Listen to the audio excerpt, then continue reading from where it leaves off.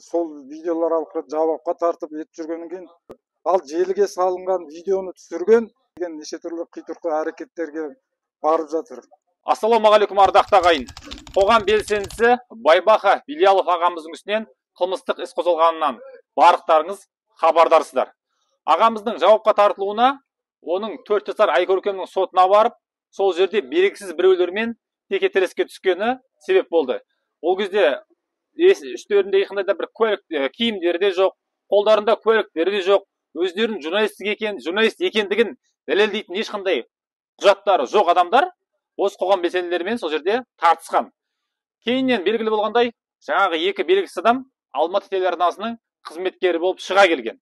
Сөйтіп, Байбаха ағамыздың үстінен қылмыстық іс қозғалды.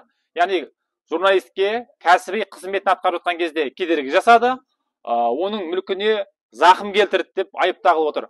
Бірақ жағдай мүлдем басқаша болған екен. Сол кезде сол жерде болған куәгерлердің бірі Марат Мусин ағамызға мен қазір келіп тұрмын. Марат аға, ерге сол кезде қалай болды? Байбаха ағаның кінәлі ма, кінәсіз ба, оның үстіне тағып отқан айыптары негізді ма? Осыны өзіңіз көзбен көргеніңізді қаз қалпында айтып өтсеңіз. Армысың қазақ елі. 14 тамыз күні біз жаңа Айкөркем Мелдеханның сотына барып қолдау білдіруге барғанбыз. Енді алдында әлеуметтік желіден неше түрлі Айкөркемнің әкесі Айдос Мелдеханды қаралап жатқан посттарды оқыдық, неттік. Сонан кейін қолдау білдіруге бардық. Сотқа ол кісіні кіргізген жоқ, бізді де кіргізген жоқ. Сонымен біз іште отырғанда даладан шу шықты. Сон далаға шықсақ, белгісіз екі адам келіп түсіре бастаған. Сол кезде Айдос мырза сұраған, сендер қай каналдан келдіңдер деп. Сол кезде айтқан, Орда кезеттен келдім деп. Сол кезде біздің қасымызда Орда кезеттен журналист қызы жүрген. Сол айтқан, мен Орда кезеттен келдім, сіздерді танымайын ғой деп. Сон Байбағаға ашуланып түсірмеңдер деп оларды қуалап неткен. Олар ол кісіні тыңдамай, ар жақтан күліп түсіріп етіп жатқаннан біздің ақсақалымыз ашуланып кетіп, осындай жағдай орын алған. Негізінде мына біздің халық сайламаған президентіміз Тоқаев қаңтарда ескертусіз оқ атуға бұйрық бергенге қанша жастарымыз қырылып қалды. Соның ішінде 4 жасар Айкөркеміміз қаза тапты мысалы. Соны енді билік бұл әңгіме шықпасын, жабулы қазан жабулы күйінде қалсын деп сотқа Айкөркемнің әкесін кіргізбей, қолдаушылар келмесін деген неше түрлі қитұрқы әрекеттерге барып жатыр.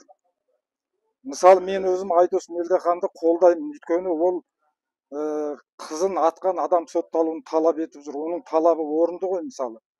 Ал біз соны қолдап барған белсенділер қай жерге барсақ та, алдында да соттарға барып, қай жерге барсақ бізді түсіріп, сыртымыздан жаңағы сол видеолар арқылы жауапқа тартып етіп жүргеннен кейін жаңа Байбаха ағамыз ашуланып кетті. Негізінде Байбаха ағамыз елім, жерім деп жүрген белсенді азаматымыз.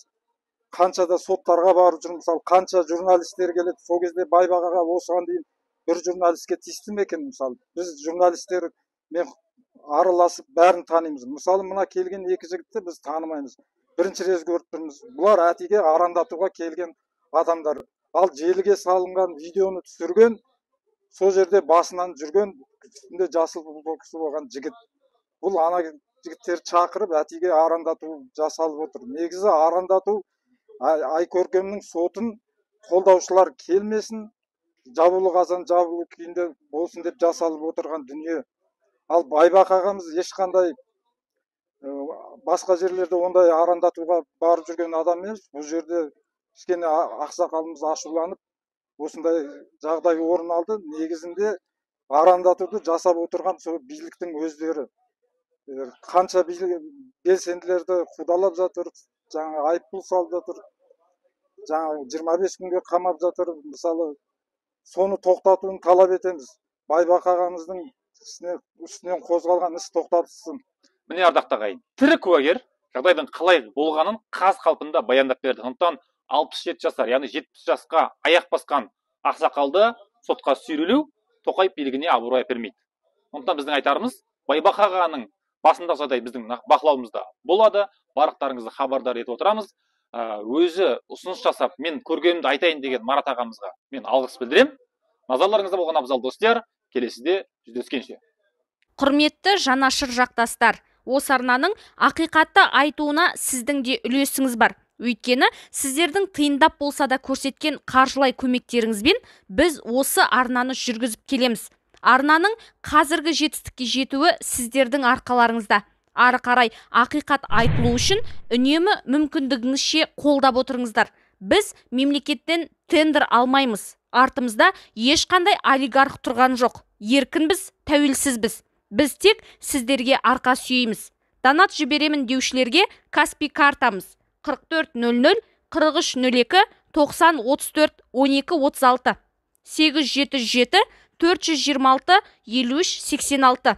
Арнаны бірге құрайық.